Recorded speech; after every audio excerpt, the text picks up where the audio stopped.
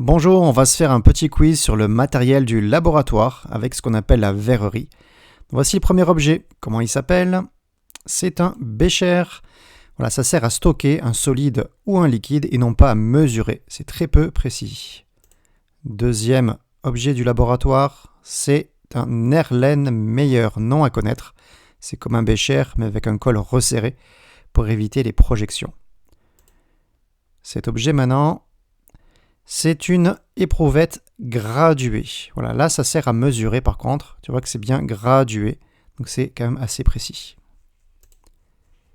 Cet objet du laboratoire important, c'est un tube à essai. Voilà, c'est pour faire des tests, des essais justement de réactions chimiques.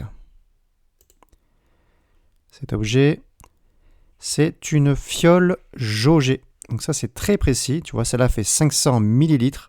Et il y a ce qu'on appelle ici un trait de jauge. C'est tu remplis jusqu'au trait et tu es sûr d'avoir tes 500 millilitres de façon très précise. Celui-ci, c'est une pipette. Voilà, pour mettre quelques gouttes d'un liquide.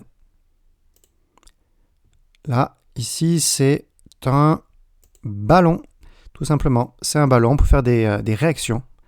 Il y a aussi des ballons à fond plat qui existent aussi. Voilà, cet objet du laboratoire, c'est un cristallisoir. Donc, ça sert par exemple pour mettre de l'eau avec des glaçons pour refroidir un ballon ou un Erlenmeyer, par exemple. Cet objet, très connu, c'est une coupelle. La coupelle, c'est pour mettre un solide lorsque tu vas peser sur une balance. Tu mets dans une coupelle. Celui-ci, c'est un verre à pied. Voilà, c'est aussi pour mettre des liquides, faire des mélanges et des réactions aussi. Verre à pied. Et celui-là, c'est une piscette.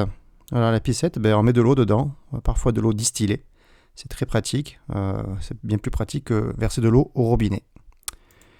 Voilà, bravo à toi. C'est quelques objets du laboratoire à bien connaître. N'hésite pas à t'abonner puis à aller faire un tour sur les playlists. Tu as des vidéos pour des méthodes de physique chimie.